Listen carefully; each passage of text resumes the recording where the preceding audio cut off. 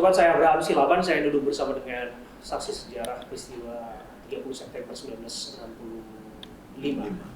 Ada Amelia, putri dari almarhum Pak Yani, juga Pak Untung, anak dari almarhum Jenderal Pak Yani, dan saya juga bertemu dengan Catherine Panjaitan, putri almarhum Pak TID Panjaitan, dan juga ada Pak Riri Haryono, putra dari almarhum Pak Maijen TNI MT Haryono. Terima kasih Pak Riri, Pak Untung ya, dan juga Catherine dan juga Bu Amelia sudah membuka kesempatan bagi kami untuk bercerita kembali mengenai apa yang terjadi ya 59 tahun silam. 59 tahun berlalu, saya tadi sebut ke Bu Amelia, ini ibaratnya seperti baru terjadi kemarin. Sulit melupakan karena memang ada peristiwa traumatis di sana. Tadi Bu Amelia sempat bercerita momen-momen dari mana almarhum ayahanda meninggal dunia. Tapi kita juga mendengarkan momen dan mengetahui momen yang menyedihkan juga terjadi kepada Bu Catherine ya, waktu itu ya Bu Catherine ya. Jadi kalau bisa digambarkan, kira-kira kan bayangan kami tentang apa yang terjadi dalam dokumentasi film itu, ada gerakan kemudian ibu waktu itu mengusapkan darah ayahanda waktu itu, dan itu memang seperti Anda dan tidak dibuat-buat. Nggak ngerti kalau orang bilang dibuat-buat. Ya, padanya. Saya kenapa usap darahnya? Satu, saya paling tua, perempuan pula. Kalau laki mungkin lebih gesek ya. Lebih kuat. Dan itu kejadian 1 jam. Dengan cerita dari mana atau cerita dari mana nih?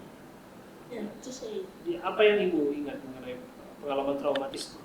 Kami harus minta maaf untuk mengajak Anda kembali kepada memori itu. Tapi kalau Catherine berkenan untuk cerita kepada kami tentang memori, barangkali apa yang sulit untuk dilupakan? Sulit untuk dilupakan ya itu aja. Dan saya tidak sebagai putri seorang putri atau anak tidak bisa menolong orang tuanya pada saat sekarang itu ya. Jadi I've done my best waktu itu. Jadi waktu mereka datang, kepung rumah itu nembak di bawah, semua ditembak. Pokoknya rumah itu hancur semua. Kayak ibu semua hancur. Cuma mereka nggak bisa naik ke atas karena di bawah tuh kayak saya suka senang hunting. Dan di situ ada macan, ada beruang yang di-stuff. Jadi atau mungkin kepercayaan ya, mereka takut lewatin beruang yang hitam itu pas di tangga itu. Oh gitu ya. Itu yang bikin lama. Tapi sebenarnya mereka di luar dulu, baru masuk. Itu pembantu kita yang udah lama itu sama kita. Waktu pak saya diancam kali apa sebenarnya saya tinggal ledakan. Gimana dorong? Saya jawab. Gimana sekarang nggak mau bilang. Gimana dorong saya dulu itu, tapi akhirnya masuk juga. Nggak ke atas kan? Nggak bisa naik atas. Tapi di luar dia udah mereka tembakin sepupu saya sama orang saya. 2 orang tuh. Yang meninggal ya? Teriak, udah teriak, jangan pulang bisa katakan. Iya. Jangan menyerah. Kan nggak mungkin kita semua pada panik. Akhirnya mereka masuk sampai di tangga. Tapi ini udah hancur juga semua. Pokoknya pantang lihat sesuatu ya. Terus kasih tangga nggak berani. Dia teriak, jenderal gitu. Terus papa saya ngopang senjata nggak bisa macet ya. tahu juga sih Tuhan ya. Terus saya akhirnya samperin ke tangga dari atas. Ada apa saya bilang tuh? Panggil jenderal, panggil Paduka yang mulia. Saya bilang, apa saja namanya tangga juga. Jadi ada lemari kecil di situ ya, juga senapan lah. Kami Paduka yang mulia kata satu Paduka yang mulia, kita tahu lah siapa ya. Paduka mulia apa saya bilang. Udah, semua saya bilang dulu pakaian. Akhirnya bapak saya turun, udah lengkap. Kita turun bawah cuma punya si tangkap dia pegang sepatu ditandang gitu, saking udah senewnya lah. dari Belum bawah pakai ya tuh sepatu ya. nggak sempat waktu dia aku udah di bawah situ udah nggak tahu lagi deh. Belum lagi sepupu saya teriak di bawah terus teriak-teriak tuh, jangan nyerah pulang gitu ya. Terus itu ya kata saya turun itu dokter L saya ikutin ke bawah dia bilang saya mana jangan ikut tinggal lihat jangan ada yang ikut. Ya udah saya udah nggak ngalah kan kok saya nggak boleh turun mau bawa kemana kok saya lari kembali ke bawah. Nah kalau saya lihat di atas papa saya juga sampai situ langsung saya lihat dari atas papa saya begini dihormat dia bilang saya lihat tuh saudara kita loh kok dihormat ini kan Sandra gitu. Oh dia papa saya nggak mau hormat atas namanya buah rebah palanya langsung lari saya turun ke bawah sama adik saya yang laki dua. Kalau yang perempuan Pak mau pingsan mama saya udah pingsan lari duduk sampai di bawah nggak ada. Udah adu cepet pokoknya. Hilang ya udah di bawah ya. Itu gerbang kan nggak dibuka. Iya. Setelah kejadian saya baru tahu dari orang-orang di seberang itu kan foto dulu cerita apa tuh seret dilempar. Memang benar ada itu sebut pot rambutnya di situ di seberang itu. Nah waktu saya lihat bapak saya di situ nggak ada darah sama otaknya ya. Saya ambil berdua saja gini. Sorry, saya Jerman ya, Entschuldigung, sorry Pak, saya tidak bisa tolong. Jadi saya dalam hati itu kenapa ya saya perempuan gitu ya. Nah udah, sudah sepi saya langsung naik ke atas. Terus saya dengar teriak sepupu saya Batak Pariban, saya lari tuh ke mereka samperin saya. Ini apa Albert? Saya bilang tangan saya masuk loh, lubang masuk ke perutnya situ. Wah, udah pingsan. Terus ada satu lagi om juga di situ juga udah pokoknya darah udah situ udah saya pikir what's next apa yang harus berbuat. Saya lari ke mobil ambil kunci. Ada untungnya juga saya mundur bawa mobil kan. Saya mundur, saya buka gerbang, ada anak pembantu sebelah. Kamu ikut teman saya bilang, ngebut, teman itu kan ada mobil di jalanan. Ngebut sampai ke Om Nasution, Pak Nasution. Jauh banget. Kita kan satu-satunya nggak ada menteng. Semuanya pengen di menteng, kalau kita di Blok M. Ngebut sampai sana. Ya, sampai di sana jual ramen. Kenapa ini? Begini Pak Nasution. Alah, kemana ini aku nih sekarang saya pikir itu, tinggal maju belok kanan. Cutmutia 5 om saya sama tua saya. Cutmutia 5 pendeta. Di situ adik papa saya, adik sepupu-sepupunya dari sebelah dari aku begini. Aduh, ada apa begini malam kemana papi dan bawa kabur begini. Waduh, udah mereka udah pada lari ke pakaian kami berangkat ke sana kembali ke Blok M. Mbak ini jam 7 kalau salah. Itu ceritanya. Tapi Ya. Terima kasih aja. Sekarang baru dengar. ya, Usia berapa waktu itu? 17 Julai saya 17 kejadiannya 1 Oktober ya. Zaman dulu kan umur segitu kan masih polos, bukan kayak sekarang 17 tahun. Kepintar. Ini kan polos, bodoh, putih. Oke. Ya istilahnya kita polos. Nggak ada neko-neko. Iya. Cuma dia buat saya sih, kenapa ya kan? Saya lihat mama saya udah minyak udah kolon. Tapi saya pulang di situ jam 7 lah udah pada banyak. Tapi sewaktu kejadian saya telepon cari pertolongannya. Zaman dulu kan telepon di sini paralel ya. Tapi kan diputus telepon. Iya makanya saya telepon. Saya di atas di bawah gitu. Saya telepon sama Bisa. bekas Adhan sama si Bisa. saya bilang habis itu apa lagi ngomong kok katanya Udah putus. jadi nggak bisa nggak ada pertolongan lah. Kasihan sih, kasihan. Dia udah tahu karena berapa hari sebelumnya lupa.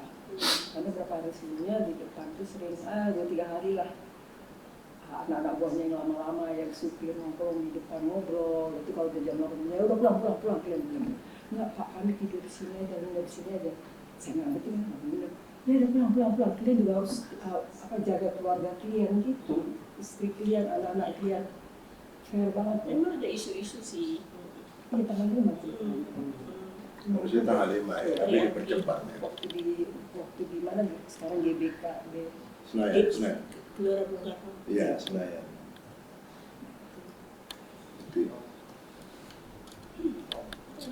Bagaimana?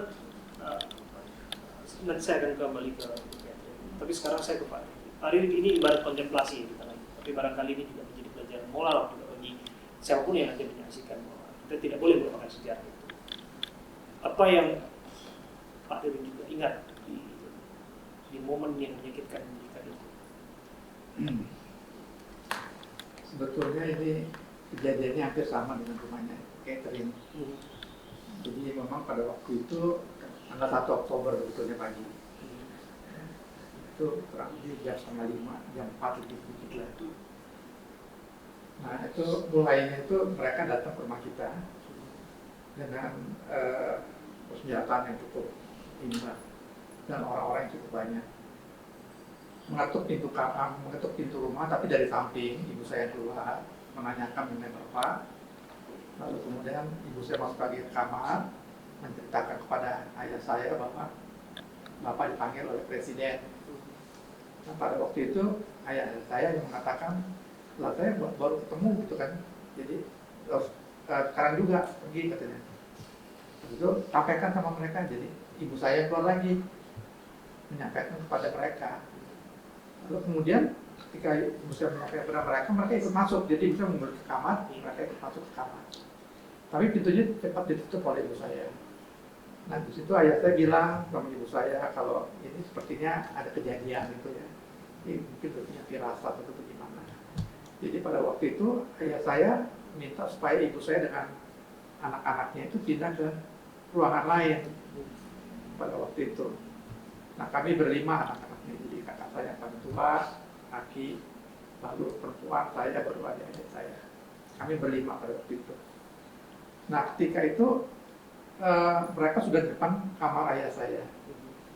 Karena ayah saya nggak mau keluar, jadi pintunya itu ditembak sampai hancur. Nah kebetulan saya itu tertinggal ya oleh ibu saya, jadi saya tidurnya di tempat tidur bertingkat paling atas. Jadi ibu saya panik, barangkali adik saya yang terbawa ke kamar paling depan. Jadi saya terbangun karena sudah ada tembakan pada waktu itu. Jadi saya ke kamar ayah saya kan connecting door semuanya. Ya. Nah, ayah saya bilang suruh lari gitu loh. Jadi saya panik, saya lari sama tiara-tiara begitu. Usia saya pada waktu itu 9 tahun. Emang shock juga gitu ya.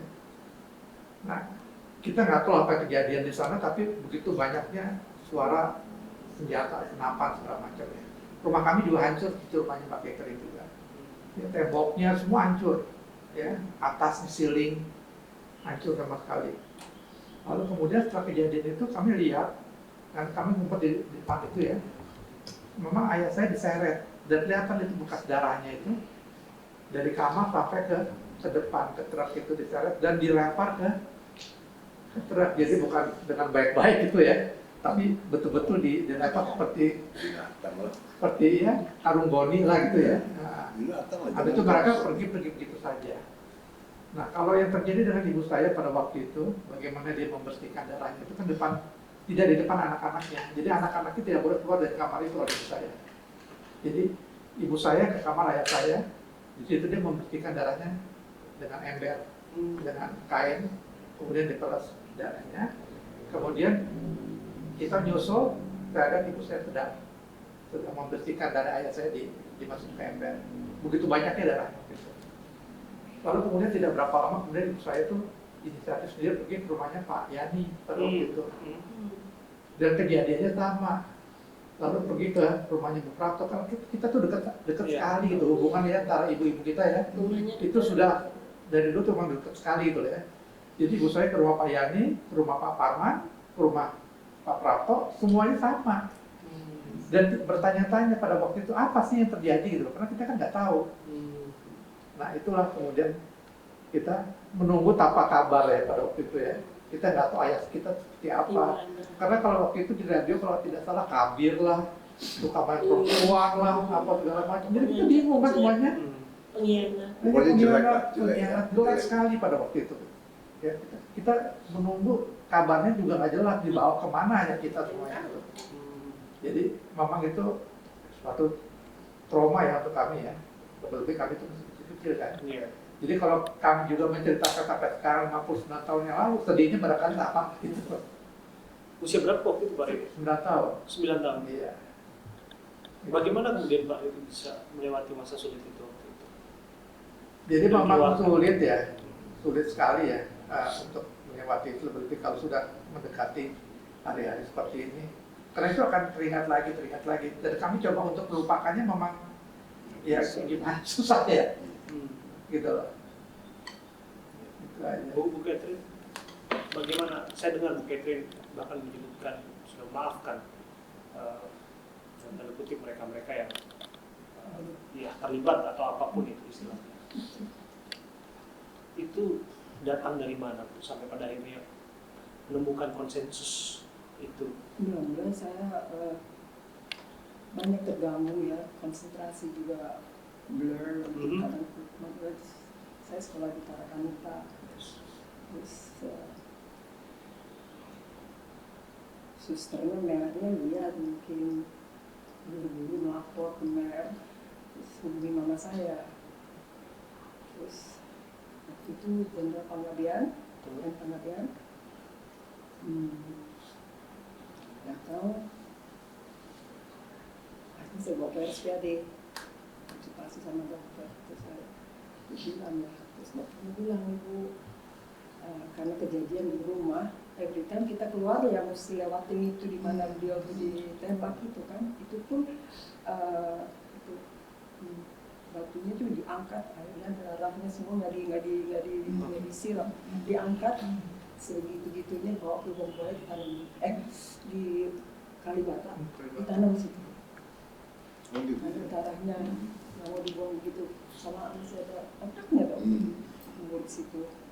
Nah terus bilang ya setiap kali anak ibu ya terganggu, nih konsentrasi dia kurang, bagaimana kalau gimana baiknya? Mama saya bilang ya kalau bisa pindah dari sini. Mama saya mana mau pindah, mau baru pindah rumah ya kan, dari Eropa di rumah tua bangun di situ, rumah Blok M mah, aduh di ujung mana ya, kita putarnya. Terus itu akhirnya ambil ASEAN di Geneva. Itu loh sama saya waktu di Jerman, sama-sama belum berangkat lah kami di situ. Tapi tetap selama bertahun-tahun sekolah ini saya dapat beasiswa akhirnya, semua komputer, pokoknya nggak pernah ada yang bisa selesai. Sebulan-bulan masa buruk banget.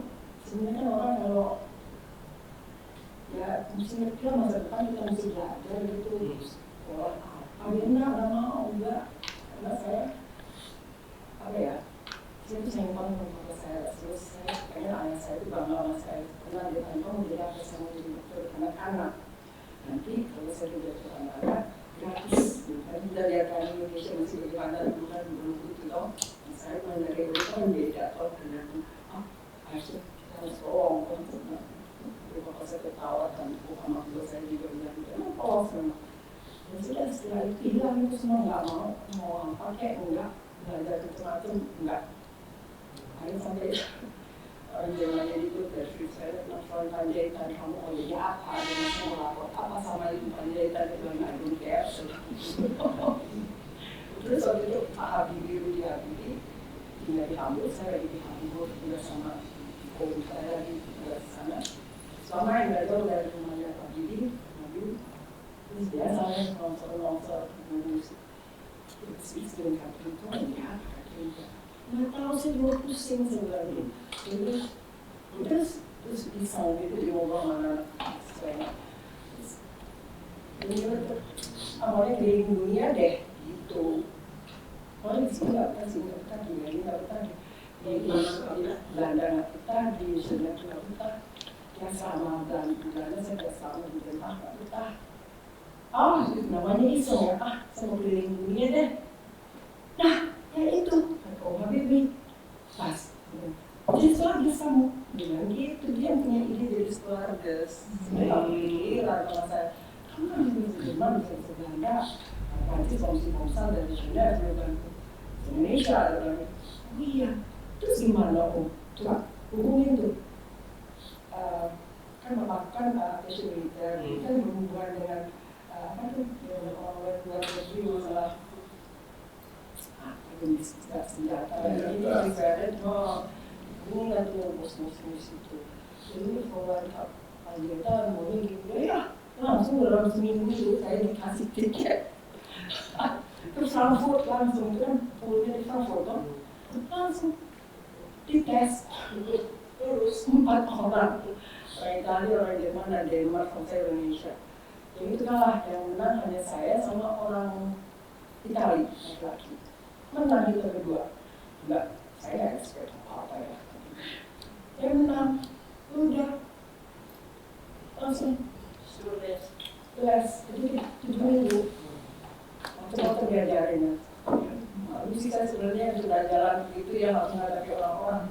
Tapi saya dulu, saya di suatu perusahaan itu. Luar biasa. Setelah 59 tahun.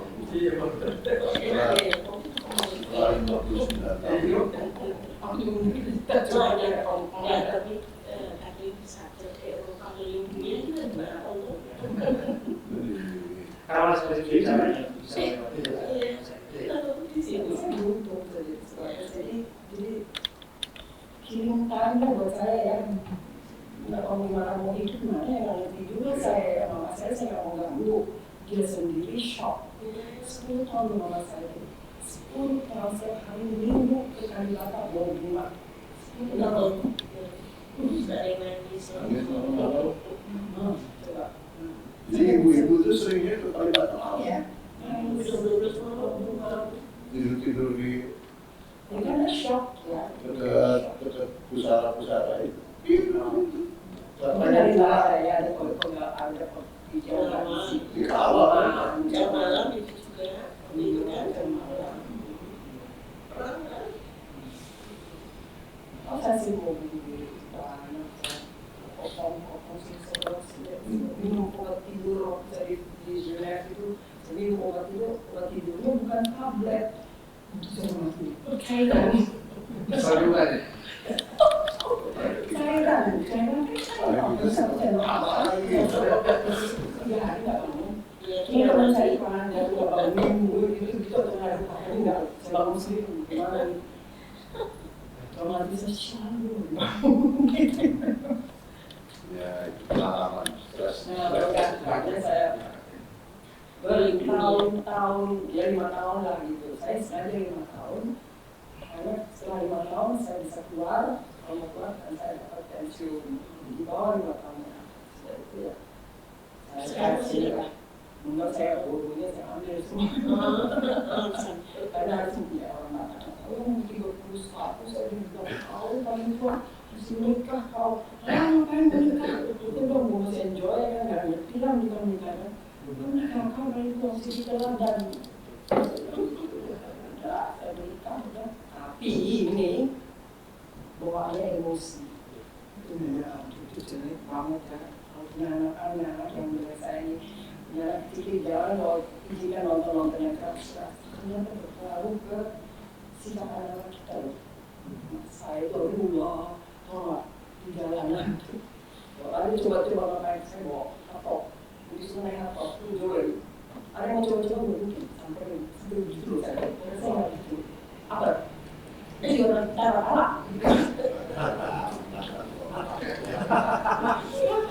sekarang aja ke zaman begitu emosi dan saya benci sekali itu. Nah satu waktu ada saya ketemu gereja ini. Gereja apa bu?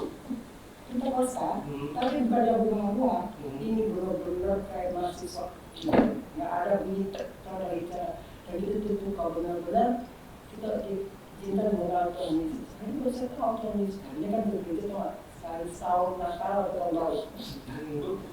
Kalau dia kalau itu waktu saya menikah ada tempat nih gitu. Padahal almarhumnya disebut jenderal pendeta. Iya.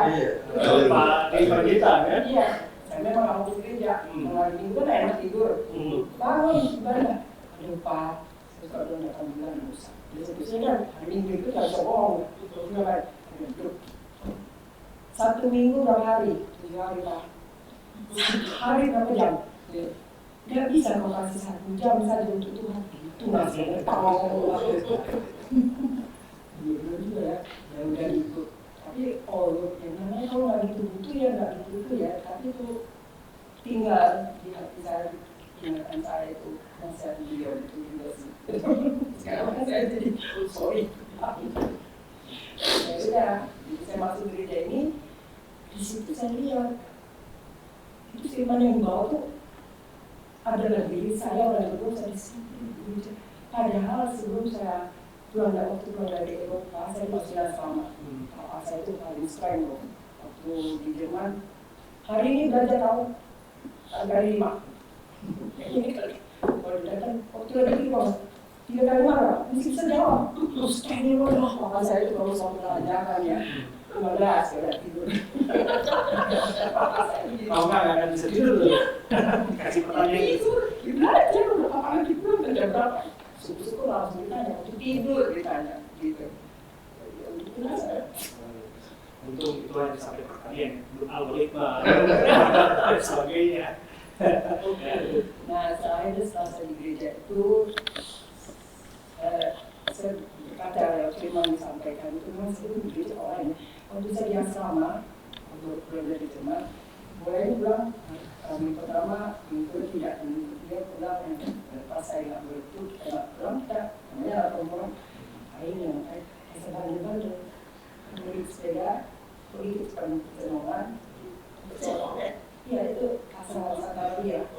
Saya kan namanya Alim, jadi sekarang apa sih jam 8 pagi, jam 8 malam udah tidur, nggak ada keluar di sekarang. Nah justru saya lihat pada bandel-bandel ikutan, itu gini tuh, ini pulang dari sana, jadi saya mau gereja.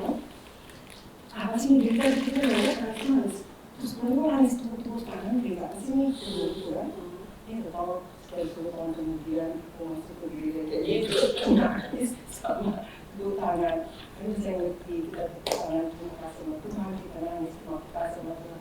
Dari situ saya akhirnya tahu kita harus bisa maafin orang. Dari satu pribadi. Enggak, maksud saya memaafkan mereka. Ya, itu saya belajar.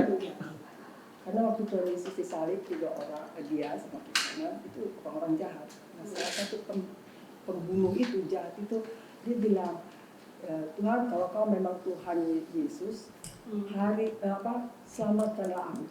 Terus Yesus bilang, hari ini juga kau bersama saya di Taman Eden. Jadi dia memaafkan orang jahat, pembunuh dia maafkan asal mau terima dia. Nah itu saya berpikir, kalau berdosa sama ini lama tukang bohong mama, ini saya nggak bisa maafin itu orang. Saya pelajarin itu orang. Itu orang tidak tahu yang mana jenderalnya kan. Ini hanya disuruh. Ini ketemu tidak ketemu 4:30 bubar. Papa saya ada. Jadi 1 jam. Nah, papa saya turun di 4:35. Sama. Nah, gitu. Tapi saya pelajarin lagi, bertemu juga ya. Nah, saya kita makin kasihan dia ya,